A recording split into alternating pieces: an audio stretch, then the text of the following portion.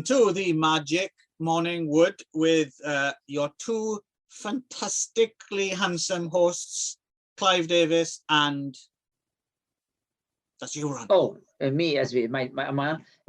Sorry, is it my turn? Ron Scott. Hi, hello, hi everybody. Hi. I had to prod. Hi, Clive. How are you? I had to prod Ron awake there with a broomstick. I wasn't sure if it was my turn. So yeah. How are you, Clive? Good. How are you, Ron? Awesome. Once again, we've nailed that part of the show. That really is. It's like the best. It's definitely the highlight. Tuned like clockwork, right? It's all downhill from here. Yep.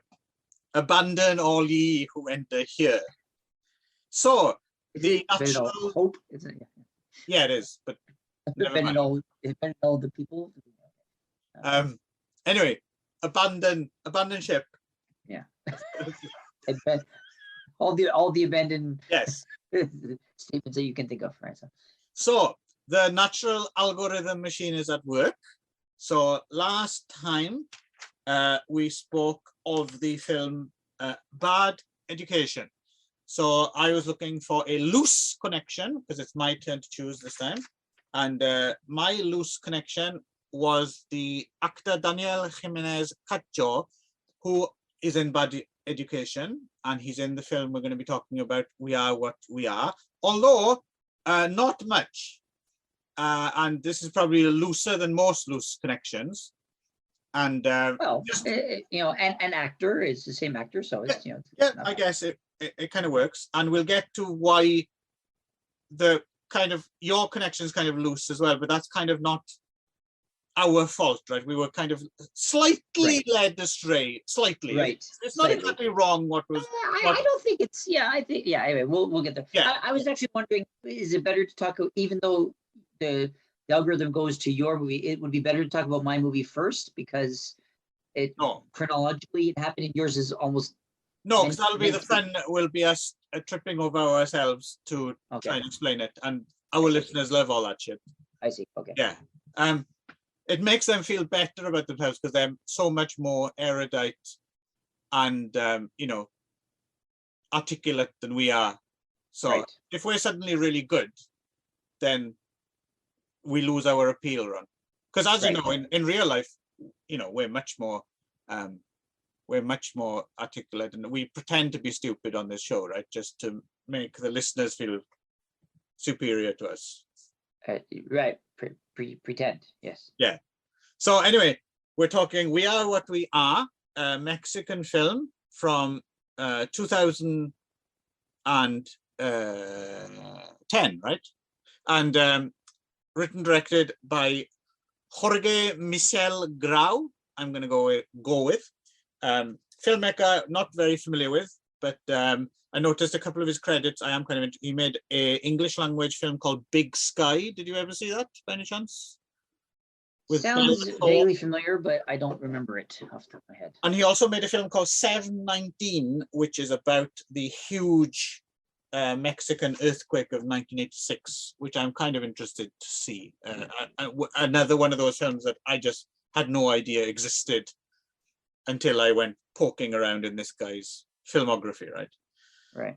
So this is a film about, so we're going to get into spoilers here, but I think from the beginning, this film, one of the problems, not about the film itself, but one of the problems with the marketing of this film is kind of... It spoils it. It spoils it? Expose it? It spoils it. Yes, yes. Marketing spoils it, right? Yes, it does, because I mean, I think the film survives it. It's not one of those films that hinges on the surprise, like Sixth Sense or something like that, right? But I think it is a film that probably would have worked even better if I didn't know that the family are, spoiler alert, cannibals, right? So we see first there's the father, there's the patriarch of this cannibal family kind of dying in the street, except we don't know all this. We just, the father dies and we are introduced to his family. There's the mother played by Carmen Beato, and she has two sons. The older one played by Francisco Barrero, who kind of has to reluctantly man up to take charge of this family now. They keep talking about something called the ritual. We need to do this for the ritual, and you have to man up. But he has a younger brother played by Alan Chavez, who is more keen to be a leader, except his idea of being a leader is basically being aggressive and starting fights. And so he's a lot more who you might think of as someone you might want on your side, but actually he's quite immature, and the older brother is more reluctant to act, but has a better head on his shoulders. Right? Yeah. But then, and just a little bit like sorry, just to jump in, a bit of a tragedy. The actor who played the younger brother, Julian, died. Right. So did he? In real life. Oh, I didn't know that. At 18 years old, he apparently was in like a gunfight with the police. Is that right? Like, yeah, so like real and like art imitating life kind of idea, right? Or life imitating art. So he was like in like sort of like a altercation with some friends, and then I guess the police showed up, and then there was a gunfight, and he actually was shot. Oh, right. Okay. I didn't know that. Old, so, yeah. And then also we have Paulina Gaitan, who is the sister. She's the teenage sister. They're all teenagers, and so you have this family who seem to be living in a certain amount of poverty or squalor, right? Right. Yeah, it's definitely meant to be quite, squalid. the house and they're definitely.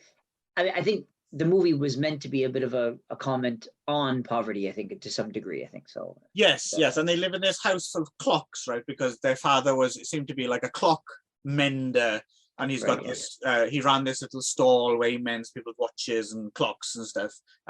It's a really nice bit of sound design, actually. I like the fact that there's always this clock ticking always in the background, right? It would have been nice to have seen it in a theater with a proper sound system, actually. Yes, so basically there's kind of a bit of an internal struggle, I suppose, between the two brothers and the sister to a certain extent, and who's going to lead this family and get them what they need, right? Which, as we kind of slowly discover, is basically human flesh, right? Right. And the father and the mother is obviously kind of slightly off her head as well, right? So she's got this kind of weird. So the father apparently would bring home prostitutes to eat, right? I guess. And she obviously, on the one hand, is hungry for meat, but at the same time, this obviously hasn't sat well with her all these years. Right. So I'm guessing he was maybe having sex with them as well, or it's never really fully explained. Yeah. There's a lot of stuff that's kept purposefully kind of vague in this. Yes, and ambiguous, right? And so the sons at first kind of think, oh, well, maybe we should do what dad did, and they try and lure some prostitutes back, but mothers. Well, first they go and try to catch a kid, right? Oh yeah, there's like these kids living under the underpass. These kids, right? Yeah. But there's like 20 kids. They're like, okay, well, let's just go grab a kid, and they do it while they're like in the middle of a 20. Like, you couldn't have waited until one had gone off to the toilet or something. Yeah, it was. I liked this movie, but it was really frustrating to see how stupid they were about getting people. Yeah. Well, I think that's part of it, right? Is the desperation, because they mentioned a few times, because you've got the whole clicking clocks thing as well, just to hammer the point home. But clearly, there's like something is imminent, right? Like there's some kind of like deadline that they have to get. Yeah. To do like they're running out of time, right? And also at the same time, there's these. I quite like this element as well. There's a couple of basically really lazy shit cops, right? And so so Daniel Jimenez Cacho, and as well, it turns out Juan Carlos Colombo are this team of, one of them's a undertaker, and I guess they're both undertakers, right? The older undertaker and the one's the funeral director, and the other one is the mortician, I think. Right, so. There we go. Yes, so they will figure later, or rather earlier, in your reaction or choice to this film. So stick a pin in that. But that's where Daniel Jimenez Cacho turns up in this film. And yeah, they find like a finger in the body of they're meant to be kind of, I guess, a little bit like the comic relief of the movie, right? They're sort comic of like relief, pre-chorus kind of thing. The Falstaff, kind of you know, the fool characters who are like this kind of like joking around, but with the dead bodies and stuff, and they've got this kind of a witty banter and stuff. And So when they're preparing the body of the dead father, they find a finger in the body, and then they bring it to the attention of these two lazy cops, and they're like, "Ah, fuck it, we don't care." But then another detective finds out, and he's like, and they're like, "Oh well, we'll fucking investigate this and show that." Like they're really shit cops, right? They're like, but then they keep saying like, if we break the case, we'll be rich. I didn't understand how they would end up being. No, I didn't understand that either. But they kept saying, "Oh yeah, if we do it, we'll be rich." I guess they'd sell their stories of papers or something. Maybe, I guess, yeah. But it's interesting to your point as well about obviously that this is in a very specific corrupt kind of barrio-like milieu, right? It's like it's from a very specific place, right? It reminded on the other YouTube video that I do with Nick when we talk books, we were talking about a noir book by this Mexican writer Paco Ignacio Taibo II, and it came from a kind of similar kind of place, right, of extreme corruption and it's definitely meant to be the sort of like and I think that's partly part of what you're supposed to expect them to have continued all this time, is that they're these poor kind of overlooked, forgotten people, and even the police don't give a shit even if the people are killed, right? Like even if they have a finger, they don't even give a shit about that, right? So it's sort of like that's how they've been able to get away with it all this time. Yes, and there's a couple of nice little touches. I don't know if you've noticed, for instance, there's one scene where the paramedics turn up at someone's house to take like someone away who's. Did you notice there's like a paramedic looking through the shelves and he like pockets? Yes, he's taking something and putting So it very much has a world view, right? It takes place in a very definite world, and so I don't know how much more we want to get into the plot. I mean, another thing that's kind of interesting as well is the Francisco Barrero character, and again, to your point about ambiguity, is so there's, as well as all this other stuff, there's a coming of age thing, and there's like a simmering sexuality in this house as well, right? Like there's clearly something between the sister and the younger brother. They're kind of attracted to each other, and the Francisco Barrero's character, the older brother, seems to be coming to the realization that he's gay as well, right? There's this whole extended sequence involving him at a gay club, and he ends up bringing home someone to eat, right? That he's picked up at the club.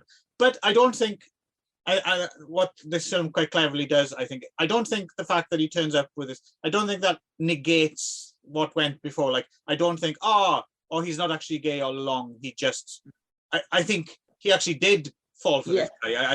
I think that's a genuine thing that he's going through, but it's got confused and mixed up, and at the same time he has to provide for his family. So I quite like how nothing's cut and dry. It's just like it's like a mess. And then at the end as well, like you're not you kind of get it. You kind of get that this thing's been passed down and it survives, but you're still not quite sure how that works. Like, why was it transferred that way? Why did that person have to do that to that person for it to survive? Were they just are they vampires? Like, it's quite.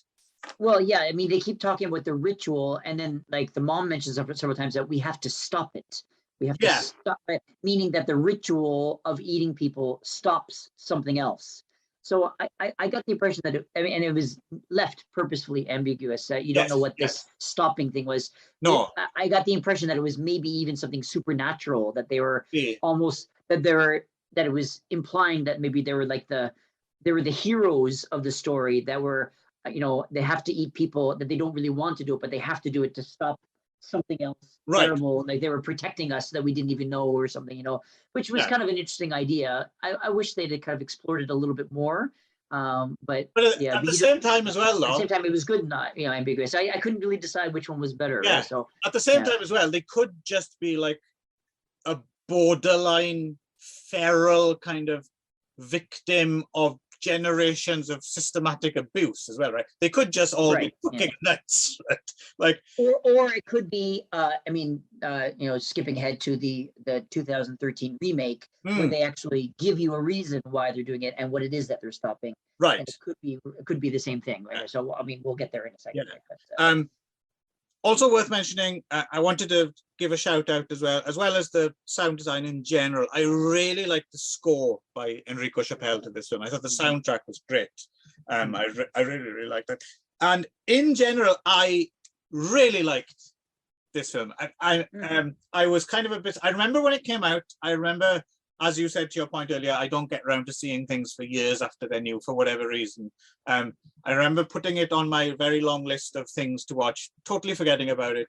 And then, the Daniel Jimenez Cacho link was a good excuse to kill two birds with one stone, choose a film for this and watch something that had been on that list. And it was time to watch it. It's only 10 years, dated enough for me to watch it. And I'm sure the rest of the world horror fan community was on about this 10 years ago, and they've got, that old thing, that came out, whatever. But it was new to me, and I really liked it. I mean, it's not a classic by any means. It's not like, it's not that level good, but it is definitely a really interesting, above average, borderline horror film, which I really enjoyed. How about you, Ron? Yeah, I'd say I really enjoyed it too. It was it was expected but not unexpected. You know what I mean? So like it was, I expected just a movie about cannibals, which was essentially what it was, but there was a lot more to it than you expect, right? There's a lot more layers to it, and there's a lot of social commentary, and there's political stuff, and obviously there's something about the Mexican sort of lifestyle and sort of the poverty line and the the social hierarchy and things like that. That's all in there as well. And the characters were interesting, and there was this whole like he's gay, and then he's almost discovering his gayness at the same time of trying to find this food and stuff. It was all like really interesting, and it was at times like almost frustratingly ambiguous, but it was made you more interested, right? So it made you more involved, that they like, I want these questions answered, and then at the end they're ultimately, most of them are not. And you're kind of, you decided, am I happy that they're not, or do I wish there was more? And I can't really even decide what the answer is, It's so just I can't. the right side of it, isn't it? It's like, it's not, so it's just not too ambiguous that it ruins the experience, but it's like a nice little satisfying itch to scratch or something, right? And it allows you to kind of fill in your own blanks, like that, I was talking about the supernatural thing, or whatever it is. So but I thought all the performances were really decent, and I'd say I love Paulina Gaetan. She's the one who played the daughter. I've loved her for many years. She was actually the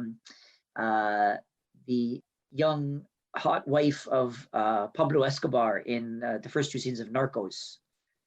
Right, is that right? Okay, I did not. Was it, or I think it was the hot wife. I think that's what she played. But I remember her being in that. So and I was I've been a big fan of hers for a while. So she was very well cast, I think, in this. She's a great screen presence. She has a really nice presence. So and even like that part where they've got they've got the one body, and she's sort of left alone with it, and she sort of like starts to almost like make love with the guy's thigh as she's sort of like it's very sexual as cannibalistic, right? So it was really, I thought they all did a really interesting job with it, right? So yeah, well, she's interesting in that way as well, where she does that thing which is rare. Sometimes people are cast because they're really good performers, or if they, if they're good looking, or they have a certain sort of sexuality. But the performance she gives it's not just that she's a good looking woman. The sexuality is. The carnality is very much part of the performance, right? Right. Yeah. The two apart. Yeah, exactly. Yeah, it's really good because she's like, yeah, exactly. I think you hit it on the head. It's like it's carnal and sexual, and it's all part of it. Meat, and then raw meat. Yeah, raw. Yeah, and then even going to the very end of the movie where she, what happens that they, the police finally decide that they're going to, follow up on this, and they follow the clues and they find this family and they all burst in. There's gunplay and Right. At the very end, the older brother decides to bite her, as if to give the impression that she was a victim and not part of the family. And so then the police rescue her and then take her to the hospital, thinking that she was just a victim. Right. And then at the very end, you see her just drop out of a window of the hospital in Rico, and then she's just walking down the street in her hospital gown, and she sees a guy, and it's just this weight where she's just staring at this guy, and you just wonder if you were that guy and you were looking at her staring, you would be like, am I going to go over there and talk to her, or am I going to run away very quickly? Indeed, you're not quite sure. Because she is in a hospital gown, so it's sort of like you're like, what exactly is happening over here? But it's interesting because it's like there would be an attraction to go over, but at the same time, it's sort of and she's like these kind of dead carnal you'd be like, animalistic eyes. You'd be like, I'm definitely getting laid, but what price exactly? At what price? Yeah. Which is the same thing with the older brother when he's in the gay club. Is that he goes into this gay club and the guys kind of dance with him and being all flirty and stuff, and he's just standing there just staring. Yeah. He's real rough trade, right? Yeah. It's very. It definitely stood out to me. It was noteworthy. The whole the performance that. It seems in a heightened way. It seems really authentic as well, though, doesn't it? This guy who doesn't know how to. He's not really sure if he is gay, but he's sort of in this place he wants to be, but doesn't want to be, and doing things he doesn't want to do, but does want to do. It's really well done, So it's very. You mentioned as well. It's interesting the ambiguity here. It hadn't occurred to me that the brother bites her to make it look as if she was a victim or not. That actually hadn't occurred to me. You didn't know that? Oh, really? No, it's interesting because why do you think he bought him? He bit him. Well, that's the thing. I didn't quite know, and part of the whole. So that's why I was thinking: is it also vampiric rather than just because the thing is, when he does bite the girl, the other brother freaks out, right, and attacks him, but not in that way, get away from her, something like that. It was more like there was something bigger at stake. I felt so, and so no, it's interesting. I didn't have that, but now that you say it, that makes total sense to me. But I'm not because they kept saying one of us must survive. One person must survive, and so I got the impression that once the police broke in and then shot the mom, and one brother was shot and he was dying.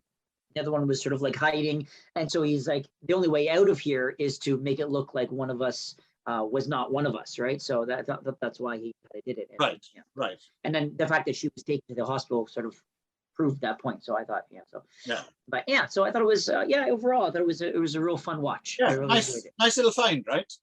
Yeah, nice little good. Yeah.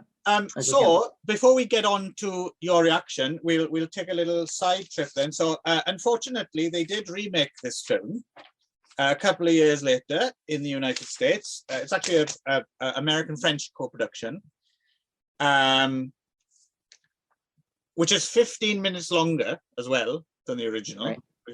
And this was written, directed by Jim Mickle, co-written with Nick D'Amici, who have a bit of a track record. I was kind of quite looking forward to this because they made a zombie film called Mulberry Street and a kind of vampire post-apocalyptic film called Stakeland, if you remember that. Both of them pretty good, actually. I seem to remember them when they first emerged on the scene. You know, they were like promising new names. You know, it was that period of time where, you know, someone would make one good horror film and then immediately the next thing they had to do was direct a segment of one of those ABCs of Death or VHS. I thought you'd remember that era which was still into a certain extent, where everyone had to make one of those segments of one of those movies, right? So they were part of that kind of. So I thought, oh, okay, you know, these people, you know, they clearly understand genre and they know what they're doing a little bit. So I thought they might bring something interesting. So, because they relocate the action to somewhere rural America, right? A bit of a Rust Belt kind of area, I guess. In a lot of ways, they basically tried to make this as like the opposite of the other movie. Yeah, like absolutely. It was a remake, but they tried like all of the elements. They basically made it the opposite, right? So it was before it was two brothers and a sister, and now it was two sisters and a brother. You know, it's the mother. The father dies. This one, the mother dies, and this one, the first one, it was in the city. This one's in the country, right? So it's you know they're trying to make it turn it around, right? And when the mother dies as well at the beginning, she kind of drowns in this puddle of rainwater, which is quite a nice image, quite a nice shot. So I thought, okay, that's a nice shot. I've seen other good films by these filmmakers, and yes, I appreciate that they're trying to do their own thing. They're not just aping the first film, doing their own. In fact, in a way, it's almost like if I'd have seen this film, let's say, 2 years after the first one came out, and it had a different title and it wasn't called We Are What We Are, I'm not sure if I actually would have put two together. Do you know what I mean? It's I mean, different. Basically, the fact that they're a cannibal family is really the only thing that connects them, right? So, exactly, and it's already a thing. There are already other cannibal family, like Texas Chainsaw Massacre, you know. So I don't think I would have put two and two together necessarily if I'd had distance between the two films. So all that is very, very promising, but sad for me at least. I found this film really boring, really boring, and just not in like. No, they didn't do anything. I was really surprised that Jim Mickle didn't do anything. There was nothing about it. Nothing, you know, none of the little quirks that he brought to Mulberry Street or Stakeland, or it just didn't have the feel of someone who knew what they were doing in the genre. It just seemed like someone copying some other films that they've seen rather than. I found very little of worth in this film. How did you get on with it, Ron? I think I liked it a lot more than you did, actually. Okay. I enjoyed this one. Yeah. So I mean, it was a little slow. I think maybe they could have chopped a little bit of it. As you said, it's longer than the other one. I think the other one was just like the right length for that. It was a bit slower, but I liked the changes that they made, and I thought I thought they did some interesting stuff with it. You know, I thought it was the two daughters are played by Amber Childers and Julia Garner, and Julia Garner is very, very big these days off of her run on Ozark. So she was in Waco as well. And Waco, and also there's a new one she was just in like a new Netflix thing just the other day. Just came out like what's it called Inventing Anna. Yeah, so I don't know. So she's probably like the best thing in this performance. Right? Yeah. So I thought the dad was a little bit sort of. Yeah, he was. I didn't think he was that much. Yeah, that good. But I thought the girls were good, and they decided to make it like a younger brother, and they have more to do with like a past that they've lived in this community for a long time, and I thought it was different enough, you know, that that they and they decided to ground it more than the other one. There was definitely less ambiguous. There was a reason why they were doing it. It was a health thing, and right up to flashbacks into the 1700s, which I think I could have done without. But but they were saying that when they first settled there, there was no food, so they had to eat other people in order to survive.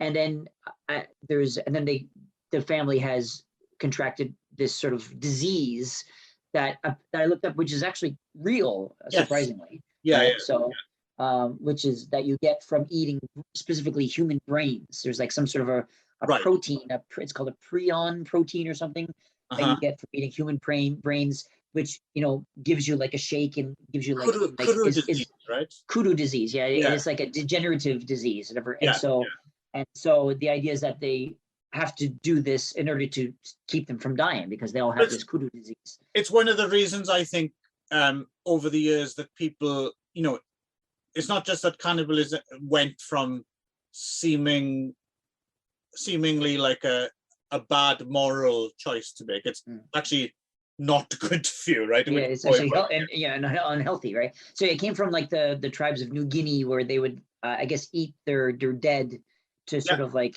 ingest like their spirit and their souls and stuff. When I went to Papua New Guinea on holiday, our guide actually regaled us with stories about how when he was a kid, they would bring the dead back home and eat them. Oh, really? So he was a cannibal himself. When he was a child, but before they outlawed it. So I guess it's specifically the brain that causes this, right? So they decide to ground it in that, which is that now that they're fighting this degenerative disease, and they have to do this in order to live, right? So, and so there's a bit of a romance between the older one and this kind of cop played by Wyatt Russell, who is I didn't realize I've seen him.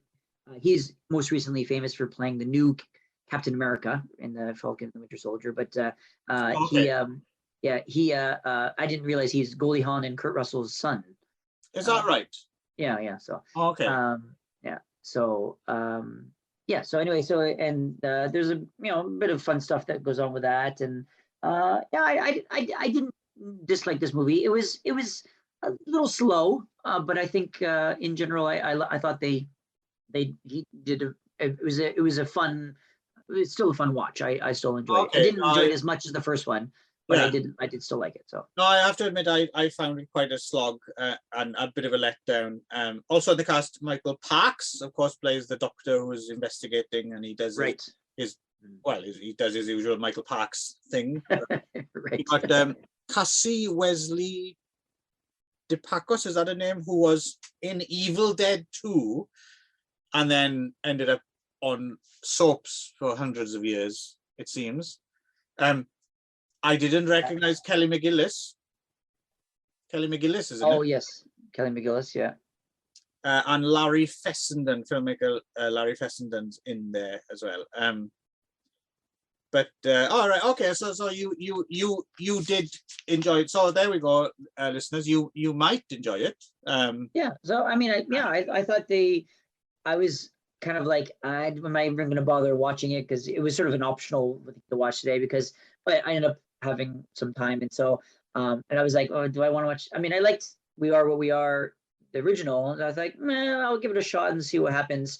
And I was hoping that usually the American remake usually kind of ruins it, but I thought they did enough different with it that it, as you said, if there wasn't called the same thing, I wouldn't have noticed it, known it was the same thing, right? Right. So it was different enough that I still enjoyed the story in general. So I thought they did an okay job. I agree with you. The difference, I have no problem with that. Like I said, I appreciated that they did make it. I didn't much like. I've seen too many films exactly like it, I suppose. I think I have I have a higher tolerance for this sort of like the aughts and and tens, the horror movies made in like the last 10 years, Yeah, so I think so. Because I think you're more into like the 60s, 70s, and 80s movies, and I think I'm more of like the last 20-year movies. Yeah, well, I think as well, because I watched a lot of that, because like you were saying, for whatever reason, you weren't allowed to watch a lot of stuff when you were younger and stuff, so you came to it a little bit later as well, right? So I was kind of already burnt out and having watched too many similar things. So so let's forget about that.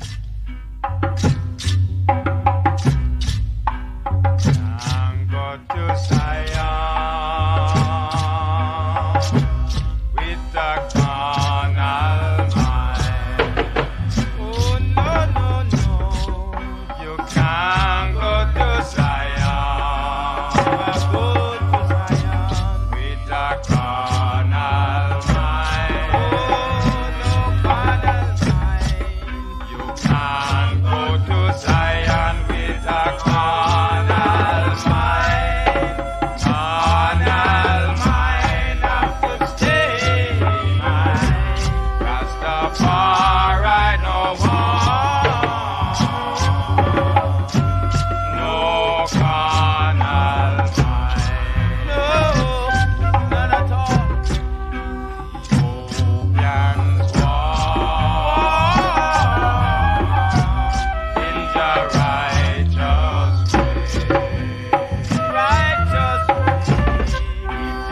Ethiopians walk in the righteous way. Righteous way. Ethiopians walk in the righteous way. The righteous way is to watch and pray. That's the far right no one. No carnal mind. None at all. Cannot go to Zion with no carnal mind. Oh, you can't go to Zion with no carnal mind. Oh, carnal mind. You can't go to Zion with no carnal mind. Carnal mind got to stay behind. Rastafari no want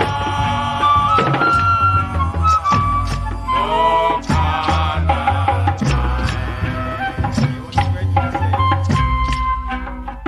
So let the words of our mouth and the meditation of our heart be acceptable in thy sight.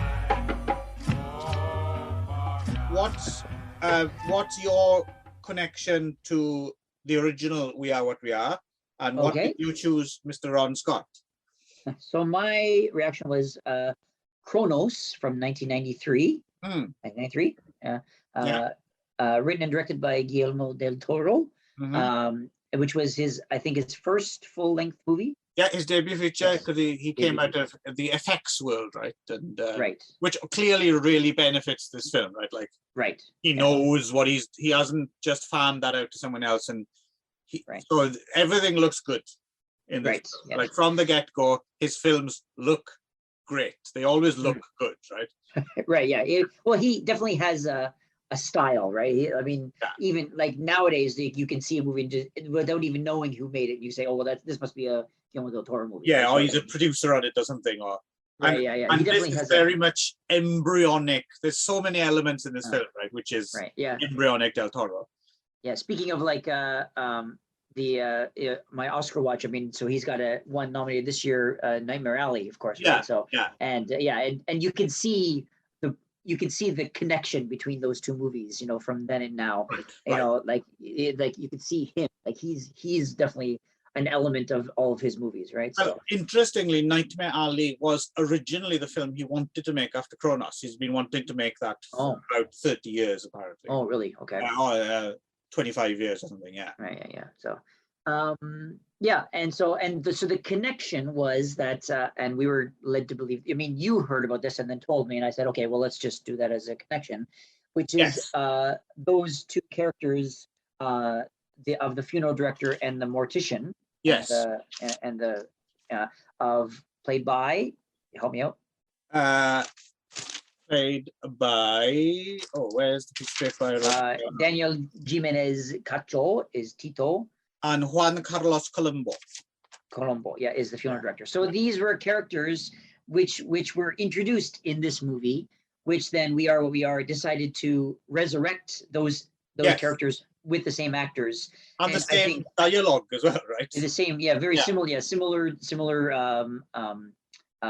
punchlines and similar like ideas of what they're talking about. Little homage, I guess. Homage. Yeah. So I guess putting We Are in the same world, I guess. I don't know what the point was. I'm not sure what the No, I think what it's just a bit of fun on the part of the makers of We Are What We Are, right? But then for some reason, no one had ever made this connection to me before, and I'd never heard. Just on Wikipedia, when I was looking up We Are What We Are, it mentions that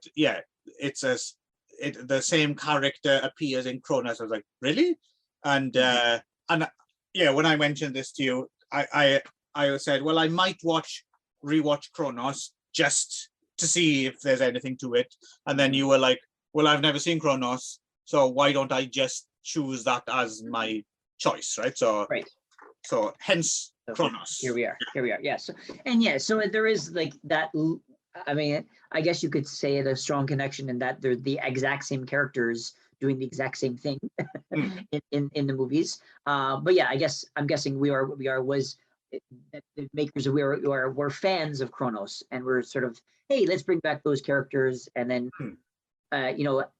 playing the similar sort of role in that they're the comic relief for sort of a darker movie, I guess, right? So CRONOS being less dark than We Are, I think generally, I think it's CRONOS has like, I mean, it reminds me almost of like, the fantasy movies I saw of the 80s and 90s when I was a kid, like Labyrinth or Dark Crystal. It kind of has, elements of those. It's not really meant for kids, but it has that kind of like dark fantasy elements, which were present in those types of movies. It kind of reminded me of those types of movies.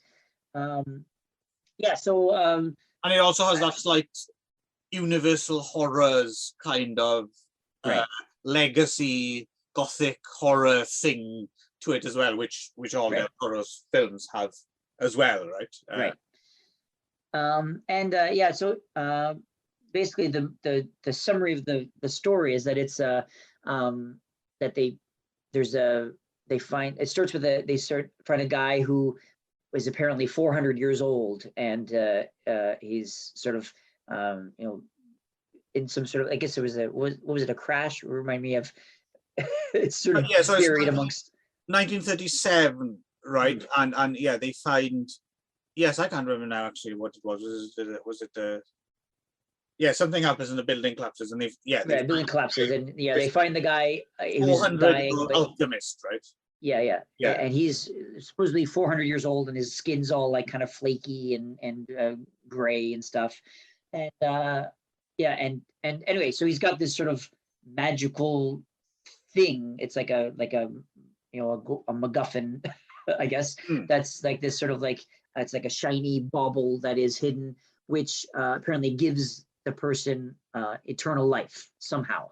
It's kind of unclear how it actually works or what it does, but it has some kind of insect inside it, right? And there's an insect inside it, and then it kind of opens up and has these sort of like spider leg things that pierce your skin. It's like a mechanical kind of amulet or orb or something, right? With these retractable. It's quite a cool, quite a cool little central device, I think, for a horror film. I quite like it as a. I wasn't sure I'm not sure if it was taking blood from the person or putting blood into them. I couldn't tell what was happening exactly. Well, clearly it needs to be re-fed, right? Because it slowly turns the person vampiric, right? Right. So I'm not exactly sure what the in-out process is exactly, but it doesn't really bother me. I didn't really demand an explanation from the CRONOS device.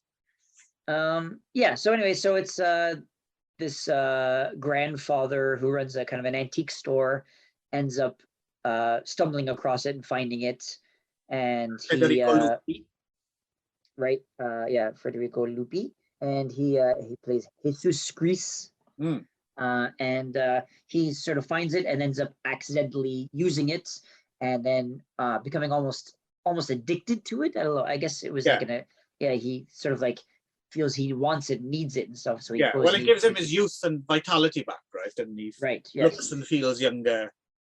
Right, and then at the same time, there's another sort of kind of mysterious he's supposed to be, I guess, the villain played by Claudio Brook, is de la Guardia, who's looking for the item. Like he wants it. He's obviously knows about it. He knows about it. He's been looking for it for years, and he's got his sort of his nephew? Yes. His nephew, played by Ron Perlman, scouring different antique stores looking for the statue that it's been hidden inside, trying to find it so that he could make himself immortal or whatever. And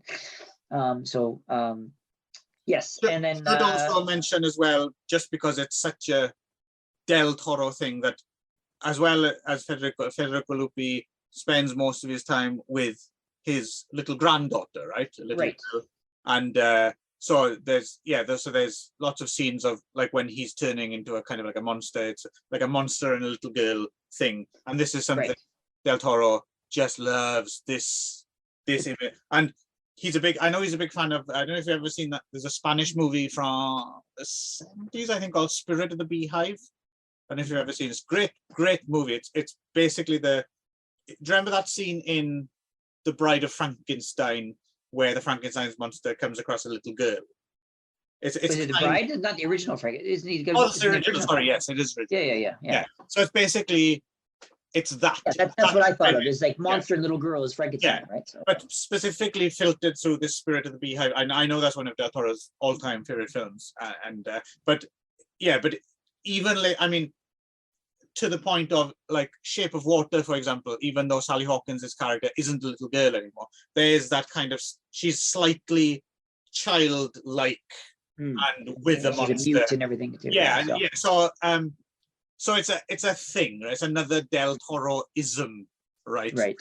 And the insects and the clockwork stuff and stuff, it's just, it's quite interesting to go back and watch this now after an additional 30 years of Del Toro films.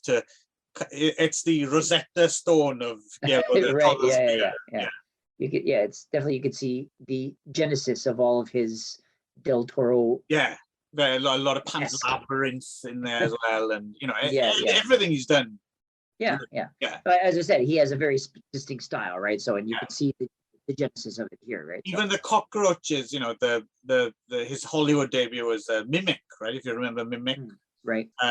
Which is kind of an interesting, another film I don't know if it's ever been, because I know there was a troubled production that the studio got involved and took the film away from him and stuff, and I don't know if they've ever put out like a director's cut of Mimic, but I'd kind of be curious to go back and watch, because I remember Mimic kind of being conceptually interesting, right?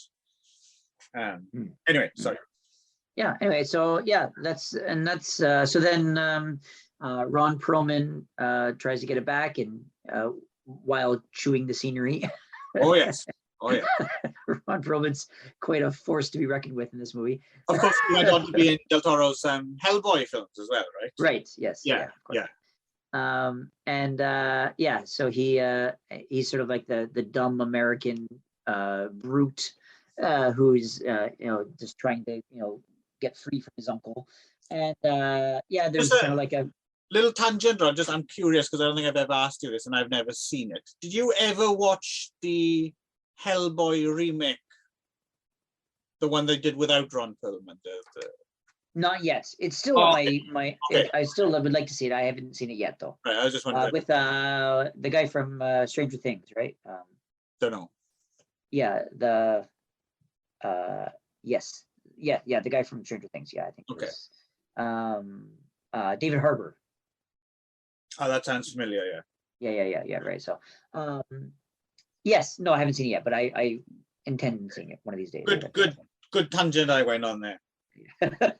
Actually, I saw the first Hellboy. I remember seeing it in the theater, the first Hellboy. I think I didn't even see the second one.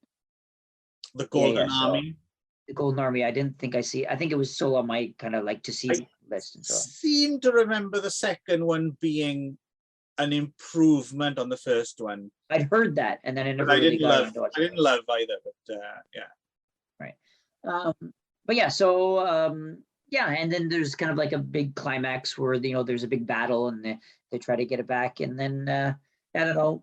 Can you sum it up for me? I don't really know. Well, I suppose the scene that I remember when it was new, at least the scene that everyone talked about was the scene where Federico Lupi's down on his hands and knees in a bathroom licking off blood Right. off the floor after someone had a nosebleed. Right. Yeah. But I remember me and my friend Darren, who I do the Achfuz with, I remember us both kind of seeing this film, but around the same time seeing the film Blood for Dracula with Udo Kier, and there's a scene in that which is kind of similar but even more outrageous, and then like, this scene kind of slightly paled in comparison to that scene. Even though it is quite a well done little set piece, I think it does have the effect of I suppose it never quite. I'd have liked more of because that's the thing Del Toro does, I think, in like he's not afraid to go really dark every now and again, right? But I'm not sure if he does it often enough. I think if I have a problem, and I'm more or less in favor of Guillermo del Toro's films in general, but I think sometimes he errs a bit too much on the side of caution. But I know he can go dark when he wants to. So I think I'd have liked to have seen, like, apart from that nosebleed scene or whatever, and I understand what he's doing. He does, like you said, it's that whole thing about it's not a children's film, but it has, a protagonist who's a child, and it's kind of slightly, not whimsical is not the right word, but it's in that fantasy area. So it seems like a Amblin entertainment kind of thing. Right. Yeah. But and I understand the tension that makes, and I appreciate that. But sometimes I wish he would just there'd have been more stuff like that in this film. But then again, I don't think that's the film he wants to make. I'm sure CRONOS, all his films are the film he wants to make, right? I'm fairly certain with the exception of like Mimic, which is taken away from him, I think most of his movies are the movies he intends, right? So I think so. He can go dark, but probably he doesn't enjoy staying dark. Yeah. So it would be interesting because I haven't seen Nightmare Alley yet, but does Nightmare Alley? I get the sense that that's a little darker than usual, or it is. Yeah, it is a little darker, but I think it's similar in terms of that it's not as dark as you think or would expect or could go. It stays relatively light to some degree, but with elements of darkness. Because the original one, the 1947 film version of Nightmare Alley is because I've read the book as well. The book's great, and the film is pretty fucking dark. I enjoyed Nightmare Alley. It was good fun, but it's still very. I thought it was very Guillermo del Toro. It was very Del Toro. Right up his alley. Nightmare. It's the name of the film. So I don't know, and then CRONOS kind of ends with I don't know. I sort of I forget how it ended. How did it end? He dies. He dies. Yeah. Okay. He dies. Well, he rips out. I think when spoilers again, he finds himself about to devour his own granddaughter, right? Right. Yes. He's like, okay, I've had enough of this, and he rips it out, and he decides to die, right? Right. Yeah. So, what did you make of CRONOS? Because it's the first time you'd seen this, right? Which I'm kind of surprised. I had assumed you had seen this, but I thought that this would have been a movie. I think this is must have been on my to watch movie from years ago, and I just totally forgot about it and just got passed over. I think whatever. So, but I'm glad I watched it. I like Guillermo del Toro in general. I think I like his aesthetic and his sort of movies, and I like what he does most of the time. This one, again, being his first movie, you could see that it's still a little messy. I think he's still a little not quite sure what he's doing. The story, I think, was still a little bit too unclear and not on purpose. You know what I mean? I think it was. I Right. think there was a little bit muddling in there. I think so. I think It's a bit maybe- undercooked, isn't it? Like yes, yeah. like I think they don't really. I mean, yeah, they don't really make like the relationship between Federico Lupi's character and Claudio Brook. It never really. I don't know. Like Claudio Brook's character, and especially, it seems very like he turned up every now and again. Oh yeah. There's no sense of this kind of men, which I suppose is what Ron Perlman's supposed to bring, but you don't really. Claudio Brook's not really trying very hard, is he? no. Get the device back, like He sort of phones in a little bit, and then, meandering the narrative, isn't it? Like yeah. So it's you don't really get a sense of urgency from No. anyone, even though there No. should be, right? So I think so. Yeah. yeah. I think that's a little bit, and I think to be honest, I think a lot of it has to do with Ron Perlman. I think Ron Perlman was pretty shit in this movie. I thought it was really annoying. I don't know if it was. I don't know if you agree with me, but I don't think he was shit.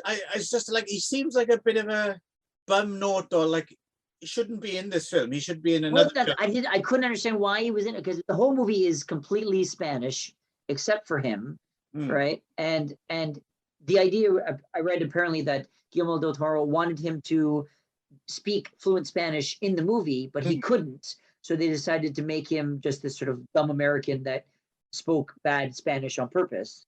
But I couldn't understand why he had to be an American at all. Like, why not just cast a Spanish-speaking actor? Like, because I would understand if Ron Perlman, like, but I don't think in 1993. I don't think the name Ron Perlman necessarily sold tickets, right? So I mean, that was around the time he was in like Beauty and the Beast at that time. Right? Shit, I'd forgotten about that. Wasn't that? Yes. Yeah. And that could have been a huge hit in Mexico or something like that. So Maybe, yes, I guess. maybe. So from that point of view, I suppose if you're a young filmmaker making your first feature, and someone agrees to be in your film, which automatically will make it sell more tickets, then I guess. But I don't see Ron Perlman in that way. Well, not even now, really, but certainly not in 1993. But you never know. Maybe Beauty. Actually, I don't know why. Something about that horrible TV series, I can see that being a hit in Mexico. There's something about it. Yeah, I remember my grandma used to watch it when I used to go to my grandma's house, and it would be on the TV, and I'll be like, "What is this?" The one where you used to ride on top of a subway train, wasn't it? That's I know that he looked like a big cat. Like they made him like that kind of. It was Linda Hamilton, and then he would travel around the city. He'd be on the top of subway trains going. I remember. Right.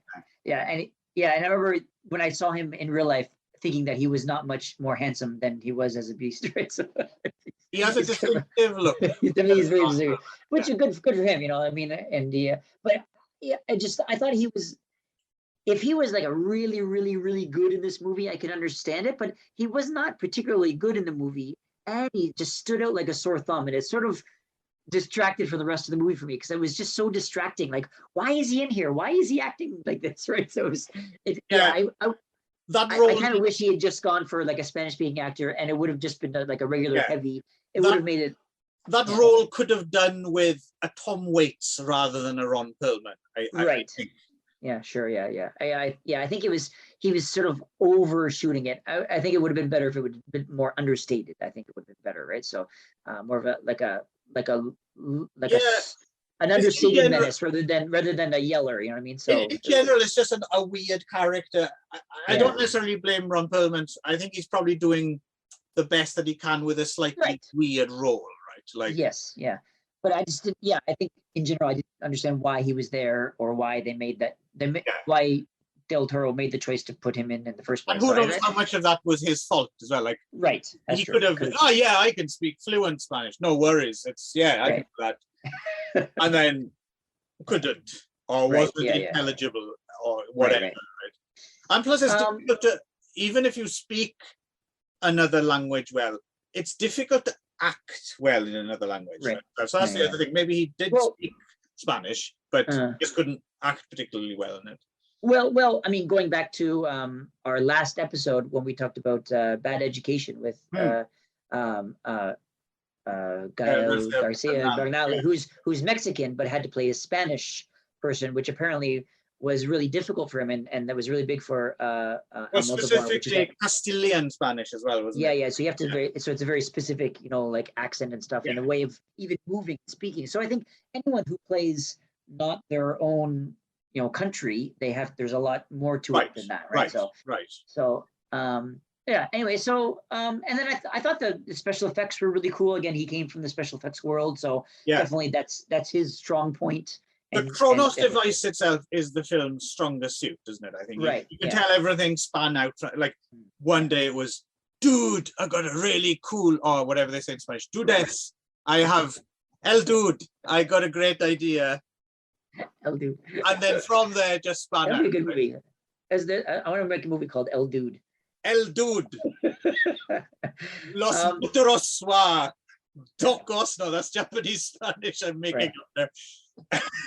And I think the movie also was hurt ultimately by having like the most bland, uninteresting little girl ever. Like the girl had like no personality, or it was, there's so many like kind of like precocious, I mean the kind of the whole movie hinges on the relationship between the grandfather and the granddaughter, and I thought it was just this kind of like boring, silent girl, and I was like, so it's sort of, it did kind of, that kind of ruined it for me. Welcome to the Magic Morning Word, where Ron picks on little girls and tells them that you don't agree with me. I mean, there are lots of good child actors, there are lots of, especially, they didn't give her anything to do. She was just like she didn't like, I think she had like one line at the end. Like she didn't even say anything the whole movie, most of the movie. It was just very I'll be honest with you, it didn't jump out at me. She didn't seem like a particularly dull little girl.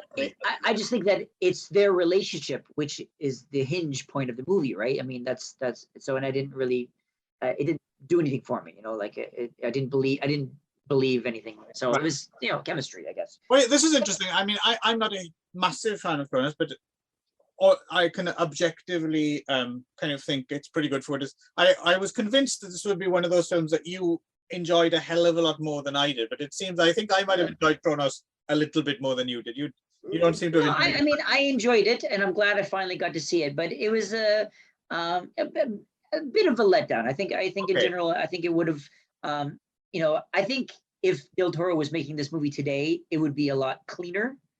And I think he's learned a lot. I mean, I think it's definitely a first movie from a filmmaker. It's very impressive for a first movie. And I think as well, maybe it might be, yes, because you hadn't seen it before and you had the whole weight of the rest of Guillermo del Toro's career. And also, I remember when this first came out, it was kind of big news and people were going on about it and was winning awards, and it was like a breakout feature, from this young Mexican guy and all that. So yes, but I knew what it was, because I was not underwhelmed, but I wasn't amazed by it the first time round. So I kind of was going in with lower expectations.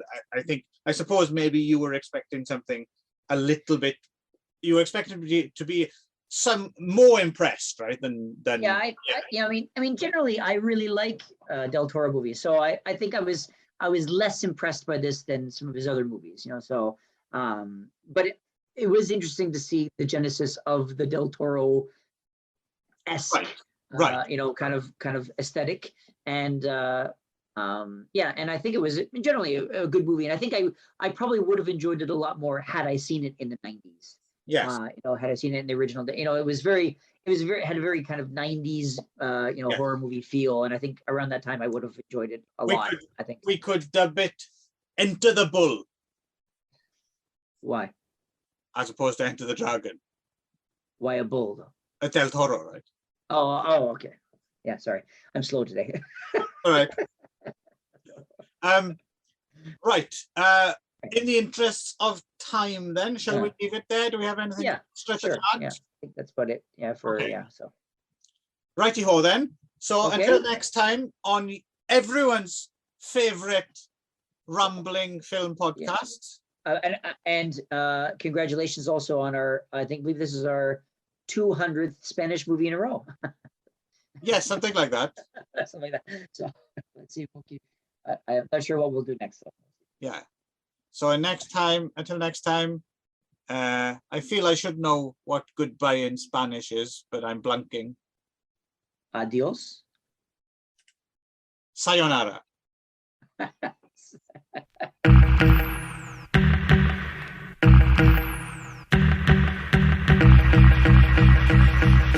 that was alright, but do it again. Life's a serious business. Let's just get on with the business of life. The day I'm a goner, my name will be synonymous with honor. Around the word industry, I saw inverted commas. On the world scale, I know this by being steeped in skills, we sleep busy at night. Fly by night on props, but always in a hurry. We see careers burn out after the initial flurry. Make money, I think first make notes. My quotes will choke hopes like bones and curry goat without toes. I invoke strokes and ropes, hark the croaks if and when I snip a hoax like condom down throats. Filled with dope, been on a slippery slope since your folks eloped. Longevity hereditary to be someone's father. The legacy ahead of me parallel to King Arthur. So scarper those not here for the duration. I'm to go the distance while they stand there looking vacant. Blatantly, there'd be vacancies. If proper MCs had an agency. Ask of my peers patiently, who's here in 10 years, we'll wait and see. I said blatantly, there'd be vacancies. If proper MCs had an agency. Ask of my peers patiently, who's here in 10 years, we'll wait and see. Can't get me. I'm part of the union, building prosperity without the hip-hop loving human. Detectively gaze into my crystal ball, see no members in the future looking small. While we swirl in the midst, avoiding your tragedies. The week's been destroyed by this. Retain longevity and academy, stretching from Bristol to Derry. Supplying 1FM with the UK hip-hop library. Foreign airplay down to 30%. Due to union bosses campaigning intent. Bent upon knees before the queen has been free. Formal introduction from serving overheat. And a royal staff upon you aspect these. Kiddies learning mantis with Wordsworth and keys. Performance promoters would pay a fair price. I don't trust my crystal ball but my CRONOS device. Blatantly, there be vacancies. If proper MCs and the agency. Ask of my peers patiently, who's here in 10 years, well wait and see. Blatantly, there be vacancies. If proper MCs and the agency. Ask of my peers patiently, who's here in 10 years, well wait and see. Hey, come on now. Ready? I'm the esoteric derelict with the bones of John Merrick. Dusty ancient tones and a microphonic relic. Dabble in dark arts and transcendental travel.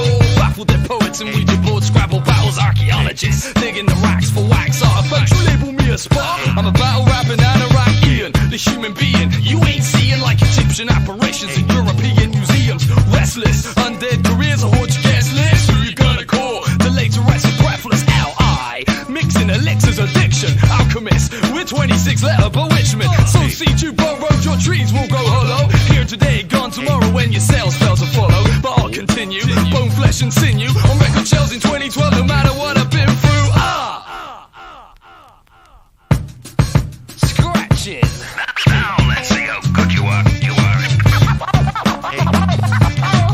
Incredible. Yes. What do we do now? What are you doing?